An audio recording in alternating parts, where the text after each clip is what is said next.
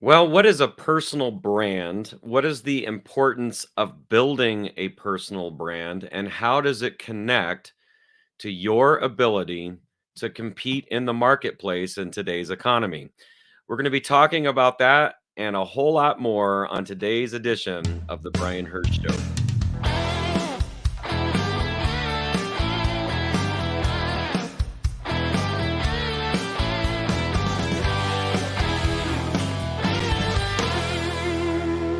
Well, good morning, good afternoon, good evening, wherever you are, and from wherever you are listening or watching to today's broadcast of The Brian Hurst Show. We are ever so delighted that you have decided to join us today. As most of you probably know, I sell real estate for my living. After all, this podcast is all about helping people to win in real estate and in life. And when I first began in my career selling real estate, one of my good friends and colleagues that's been a guest on the show, Bobby Tarango, came to me and talked to me about the importance of building a personal brand. He actually recommended a book to me called The Purple Cow. And the idea of the book is the thesis of the book is that if you were to drive down the freeway or a highway out in a rural area and there were dairy cows, if you saw a bunch of black and brown cows, none of them would stand out. But if you saw a purple cow, you would remember it. And the idea was, how can you become the purple cow in whatever your chosen field is in the marketplace? Well, today we have a very special guest. And this guest is a game changer, particularly for millennials, Gen Z people who are tired of running on the never ending financial treadmill. Her name is Annie Margarita Yang, and not only is she a money saving guru with over 1 million YouTube views, only we could only hope to get to that number.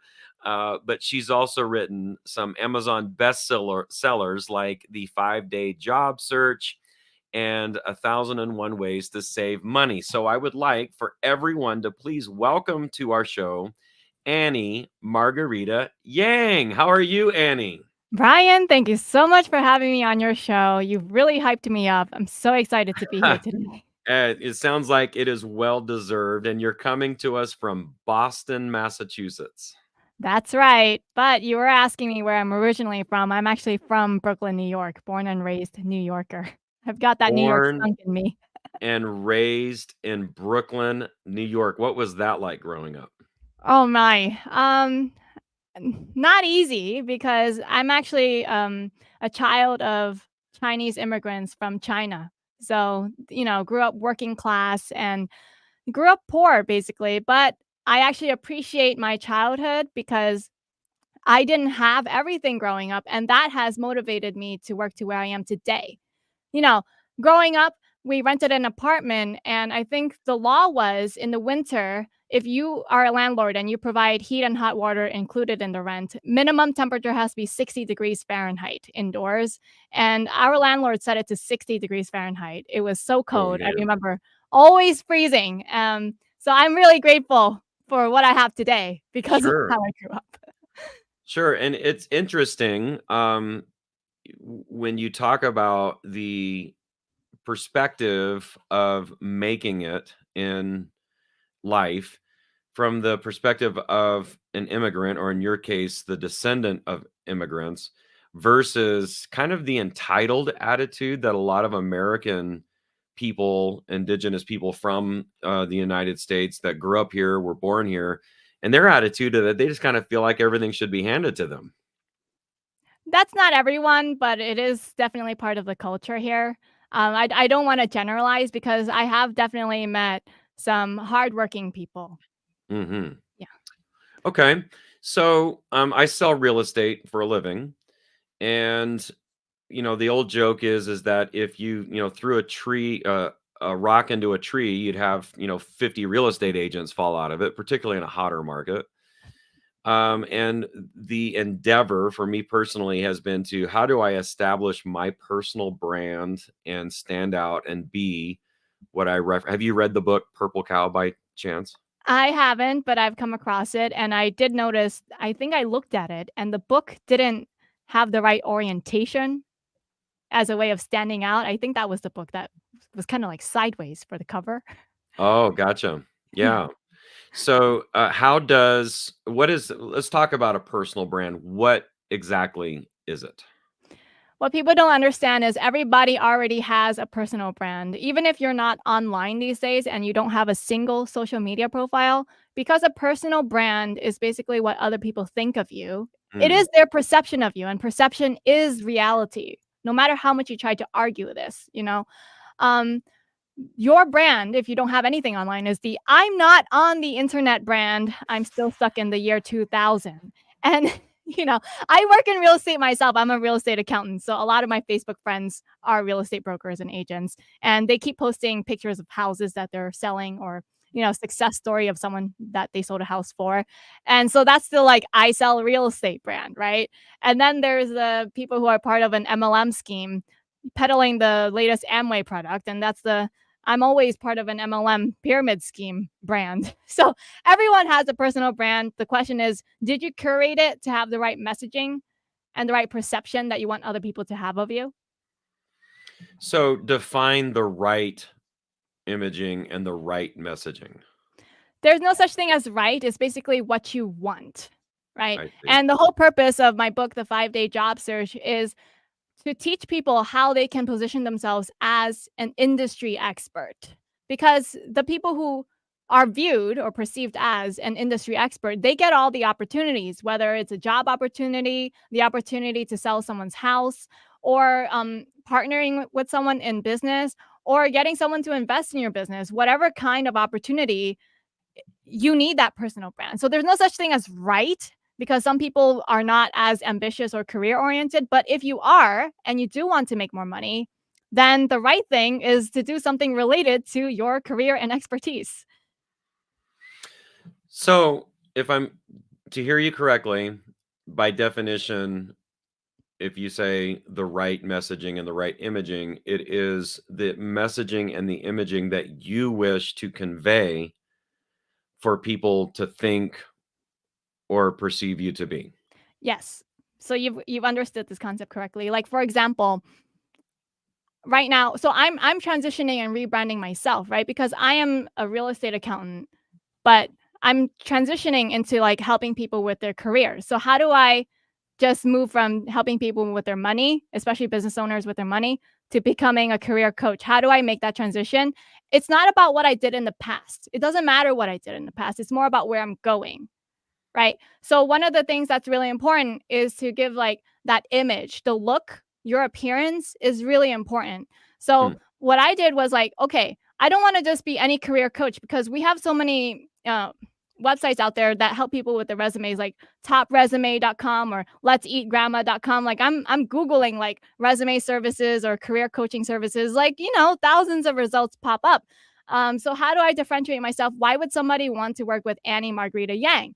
Well, okay, then I am that best-selling author. And not only that, I don't want to just give the impression of best-selling author. I want to go beyond that. I wanted to say award-winning author, along with like basically I want to give this air or like this impression that I'm a famous celebrity career coach that everybody wants to work with. So one of the things that I did was I actually looked for a celebrity photographer and a celebrity makeup artist to do my headshot for me because I have Hmm. to look the part. I can't just like, have a regular looking picture and start telling podcast hosts, "Hey, I'm a famous author and career Right. coach." They're gonna be like, "Who on earth are you?"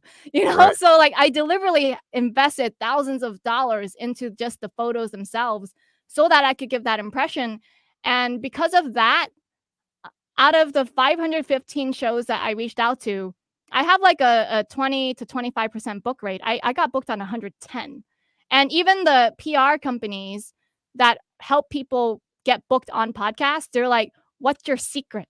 What are you doing so differently?" I'm like, I have a polish, I have a brand, I have a polish. And simply like somebody looking at my picture, even if they didn't read my bio or headline or anything, if they look at the picture, they're like, "She's the one." Because it speaks the message that I'm trying to get across. Sure. So, for the person that maybe is not aspiring to be a podcast guest or a career coach or a famous author, but to the, I guess, more average person, I suppose, that's seeking to compete well in the marketplace. What advice would you give them on creating a personal brand, on paying attention to their image, the things that they should do, maybe 2 or 3 steps to help them to gain an advantage in whatever their chosen field is? Yep. I've got 3 easy steps. One is that headshot. Now, you don't need to pay like 4,500 like I paid, because that was actually my 3rd photo shoot over the years. Like, the first one was the cheapest, the second one I paid 600, and then the 3rd one I really went all out. So just $300 to $500 on one headshot. Just do one session and get one headshot. That's enough. Um, how do you look good in that shoot? How do you get the image you're looking for? Okay, let's say you, Brian, you're a real estate broker, right? How do you make it look like you're one of those top 100 real estate agents in the area, selling like you're in the top 2% real estate brokers, right? Well, you basically all you need to do is you need to go on Google and you just need to search for the words real estate broker headshot, and then Google will turn up all these images of what they think a really nice looking professional headshot looks like for this kind of job. You can do this for anything, like hotel manager headshot, recycling salesperson headshot, violin teacher headshot. And you look at the pictures, they all give they convey a certain energy, a certain image. Pay attention, like what are the colors like? What's the lighting like? Mm. How did they style their hair? What are they wearing? Look at what they're wearing. Are they wearing like something really casual? Are they wearing like solid colors? Like pay attention to what they're wearing and try to mimic that for your own shoot. So basically, it's really about developing an eye. The second thing for that headshot is to get your hair done. So men and women, get your hair trimmed right before the shoot on the same day. And especially if you're a woman, get your hair blow dried. Tell your stylist, I'm about to get in a shoot. That's the whole reason why I'm here today. Can you make my hair look extra nice? Like just put in a bit of extra time to really style it, because this is going to be permanent, right? And everyone's Right, going to see it. And right. then the third thing is your makeup. Mhm. Makeup for the camera is a totally different animal from real life makeup, because with the bright white studio lights that are just totally going to wash you out, you really need to cake it on. And a lot of people, they don't know just how much makeup to use or what kind of makeup, what kind of techniques to get a really natural look for the camera. So I recommend to use a makeup artist that the photographer partners with. So that's the first step, right? That's tip number one. But there's 2 other tips, which is one, the LinkedIn headline needs to really convey what you do. And then the bio needs work. Everyone, even if you're just a fresh entry level college grad, can work on the bio. What are some things about the bio that are integral to conveying the message that you need to convey? The bio is also still about what you want to do, not what you've done. That's the focus. That's the difference, right? Because like if I just made a bio that was more like, oh, I helped people save money or I did real estate accounting, it wouldn't sell people on the idea that I help people with their career. So it's more about where you're going, where you want to go, what kind of opportunities you want, what you want to help people with, rather than what you've already done. What you've already done basically only supports what you want to do, right? One of the ways you can write a really great bio is to actually use ChatGPT 4. So you Mm. just ask ChatGPT 4, I need a professional bio written for my LinkedIn. Maybe if you're just a fresh college grad, it's a little different. The bio can be a little bit different. So you can even say, like, I am just a fresh college grad or something like that as well. And say, like, what are the main pieces of information you need from me to write up this bio? And it's going to start listing out, like, we need these 10 pieces of information from you. You literally just type up that raw data, those 10 points. It doesn't even have to be in complete sentences. Just answer those 10 questions. And then it will spit back out a really, really professionally written bio that is almost ready to go. It just needs a little bit of touch up or refinement. So, for people in the audience that may not know what Chat GPT is, Yeah, that's it's a well, come on, everyone's heard of this. This I is know, a I know. software from AI. Oh no, OpenAI. If you don't know, you can go on chat.openai.com and make a new account and play around with it. But Yeah, most people these days have heard of it. Okay. So, mistakes that you see people make when trying to establish a personal brand. The main mistake is the lack of consistency across all of their profiles. Number one mistake, such an easy fix that only takes maybe half an hour, is to find all of your profiles across the internet that you've ever made. So it could be like Twitter, which is now called X, Facebook, Instagram, LinkedIn, all of it.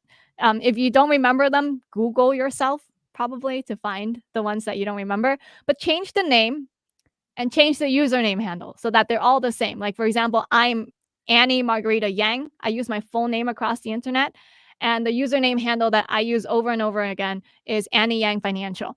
And the reason for this is because the way Google works and search engines work is they don't know you're the same Brian Hurst on LinkedIn as Brian H on Facebook, as Brian something H on Instagram. Like it doesn't know that, right? The only way it can gather all of that into one place and know that you're the same person is if you keep using the same name over and over and over again across all your profiles. And if you don't do this, if you make this mistake and you don't do it, then other people are going to say things about you, and that's what's going to show up in the Google search results. You really want to dominate the results with all of your own curated content. So that's Mm. why I don't use Annie Yang, even though that's what I call myself in real life. When I go to a party, I say, I'm just Annie Yang. Online, Annie Margarita Yang. Every step of the way, all day. So, is there a differentiation between personal profiles and business profiles? There is, but I've come to think that like personal profiles are far more important. Nobody cares about your business, right? Nobody wakes up in the morning 100%, Annie. and says, I'm really excited to work with First Team Real Estate today. 100%. They say, I'm You really are excited to work with Brian Hurst today because you Brian are is a dead on the really money. great guy. Because the reason I am convinced you're absolutely right on this is the inverse. When I am perusing through, and I think Facebook is probably still the largest, that's the 10,000-pound gorilla, right? When it comes to social media. Yes. I don't know what the ratios are between it and say Instagram on the number of users, even though they're technically the same company. But when I'm perusing through and looking, creeping on people's profiles, if they have, Annie Margarita Yang and Annie Margarita Yang financial coach or career coach, I'm going to your personal profile. I'm not interested in the business profile because, and you use the word curated, I know what I'm getting there is synthesized, and I'm not really interested in advertisements as much as I want to know who you are. I Yeah. want to know what you're about, what your interests are. Can I relate to you as a person? And so what you're saying is by being disciplined about what content you're putting on your personal profile to try to be sure that it conforms with the messaging, the right messaging and the imaging that you're wanting people to think about you is key. Yes, that's correct. In fact, like I looked you up, when I was trying to get a Of hold of course. you earlier today. Of course, I'm Yeah. like, I don't have this guy's phone number. What does he do? What's his website? Let me look across his Twitter, YouTube, Facebook. And then I was like, oh, Brian, um, guys, Brian didn't show up for the interview 2 hours ago. Ah, no, no. Hey, listen, And this so, is the absolute truth, Annie. This is okay. I promise you what I'm about to All tell right. you is the All truth, right. okay? You are the 4th guest through the service, mutual service that we use to connect. You are the first to show up to an interview. Oh, I okay. because I'm fairly new to this, and I kinda got jaded. I'm like, "Nobody's paying attention. I book people, they don't show up. This is a waste of my time." So, I'm pretty stoked that you showed up. Well, I I was wasn't the one sure. who didn't show up Listen, today. I wasn't sure what kind of person you were because, I've done 56 interviews so far, and I was like, "Jesus." Well, you're the 3rd person who's not shown up, so I was like, "He's ghosted me. What kind of person is Brian? And, is Mm, he some sort of dick who just doesn't show up for stuff, you know?" And no, then that's so not I'm like, me. "Okay, let me just go on his profiles and see what kind of guy he is, so maybe I don't just hit cancel and go like, "You're an ass for not showing up. Goodbye." Versus Right. I just go, "Okay, maybe something came up for him or he forgot. Let me give him a second chance." So when I went on your profiles and I just looked across all of them, I was like, "Oh, he's like a really family-oriented guy. Mm, He's a pastor for this." It seems like he really cares about the community, and he's genuine and like not just trying to sell houses, like you genuinely want to help people when you're selling their house, right? Like mm, that's the persona I got from you. So then I was like, okay, and I found your phone number from one of those I don't know, Redfin, Zillow, one of those sites because I work in real estate. I know that's how you look for someone's phone number. mhm, So then sure. that's when I was like, okay, I will text him and give him the benefit of the doubt. But if I found other stuff on your profile that I didn't like, I would have just been like, "Goodbye. I'm not gonna do this. Wow. I'm not gonna reschedule with you." Wow. Like, I'm a busy So person. so this is anecdotal, okay, but it is indicative of the very lesson, the principle that you're seeking to convey to people on how important your imaging is. So the downside to social media, I mean, it's both awesome and awful, right? Right. So in some ways it's awful and the drama and people get stupid on social media, but it's also awesome in the ways that you've mentioned. Sometimes, um, hmm, let me ask you this. How do you discern if what is being portrayed, and you use the term curated across all the social media platforms, is actual and what is purely just surface level and just what they want you to see?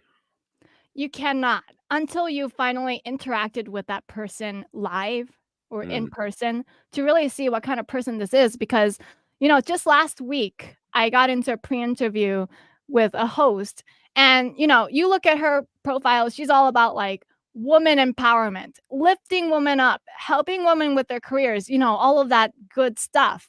And I get into a pre-interview with her and I'm telling her, I'm helping people brand themselves and branding has everything to do with helping someone with their career because this is how people get opportunity, right? Like people before they're even willing to talk to you these days, they're going to look you up online. And she was just so nasty. I was I was beyond shocked. She like personally attacked me as a person, like not oh just said, man. "Hey, sorry, Annie, we're just not a good fit. Maybe you're a good fit for someone else's show, but it's just not a good fit for my audience." That's different. I won't take that personal, but she's just straight up when like, "You're unqualified to give this advice. Who made you in charge and made you, even qualified to give branding advice? Where's your track record?" Like she just went all out in that like private 5-minute conversation attacking me. And I was like, this does not match the persona that she has put up on LinkedIn Oh at man. all. So you will never know. You will never know unless you interact with them. But I mean, hey, that's okay, right? Sometimes that's just how it is. Like you have to get out of your comfort zone, meet new people, talk to people before you actually collaborate with them. So I guess again, a lesson to be learned, a moral of that story is this, is that it's not only important to have good branding, imaging, messaging across, because we're, like it or not, we are in a digital age of social media. Like what you mentioned earlier is if you're the person that doesn't ever go on the internet, that in and of itself is a brand. But what is so important is that you have integrity. And by that, I mean that what you're putting out there for the world to consume is integrated with who you are actually as a person. That's correct. I Mm, like the way you worded that. I mm. love it. It's about being authentic, you're still being yourself, but it is yourself with your best foot forward. Like, for example, the one person that has made a really deep impact on my life is my dead dentist, before he passed away. Um, he was like, yeah, he's a dentist. Great. He fixes people's teeth. But when you were in his chair, he always talked about God. Hmm. Like, he spread the message of God through the chair because you have your mouth open, you can't speak, but he can Yeah, talk to you. you're a captive audience. I know, right? Yeah, So yeah. So yeah, and one time I asked him, I was like, "You spent 6 hours doing one filling for my teeth. The other wow. dentists, they're spending 30 minutes, 1 hour. This guy spent 6 hours being really meticulous, making sure everything was perfect with the filling, not even a root canal or crown, just the filling." And I asked him, like, "Why? Why do you do this? Like, why do you spend so much time on my teeth or anyone's teeth for that matter?" And then he spread the message. He said, God already gave you perfect teeth. The problem is you didn't take care of it. You either didn't floss and brush your teeth, or you ate processed foods that just ruin the structural integrity of your teeth. So here I am. I'm using my own God-given talents. God has given me the talent of dexterity, and I will restore these teeth to the best of my ability, but it will never be as perfect as the original provided by God. So I know I'm like really it really still touches me, Well, even though he's passed away because, like, he's doing great work, but beyond his own profession, he's still sharing his own values, like, he's all in alignment, he's being authentic, he's being a real human. you touched on something a moment earlier about how important it is to communicate or convey to, whoever. Like, on Facebook, I have like 1,800 friends, and that you could argue the merit of having that many people or more or not, but that's a lot of eyeballs. And you talked about the importance of messaging to your audience, whoever that is, not so much what you've done, but what you are going to do. And the way I would frame that is you're going to cast a vision for this is the preferred future of what you're hoping to attain or aspire to. But I think beyond that, if I'm hearing you right, what will resonate with people when you're talking about building a personal brand is not only, okay, this is what I've done and this is what I aspire to do, but perhaps more importantly, in the example of your dentist, what you are hoping to do to add value for other people, and that it's not all about you. Yeah, I love the way you said that, and it goes beyond that. There was this book I read on about branding, it was called Platform. Hmm, And it said, these big brands like Coca-Cola and Nike and Apple, like, they try their hardest to have personality, right? They try to be like this entity that has personality and character to make you feel a certain way. hmm, But those corporate brands are actually trying to copy humans. Because the one thing a company or an entity that can never do, they cannot make you feel. Humans naturally feel. I can make you feel happy, I can make you feel angry, sad. I have the potential to make you feel a whole range of emotions. I can go into my boss's office tomorrow and say, I quit and walk off the job. I can make him feel angry just like this, and right? really upset. So everyone, we all have the potential to like feel, and we all have the potential to make people feel a certain way. Brands are trying to mimic this. Brands cannot replace this, right? So you really have to think like, what is your brand? You're trying to actually make people feel a certain way. Like me, what am I doing with my brand? I'm trying to make people feel like they are capable of doing more.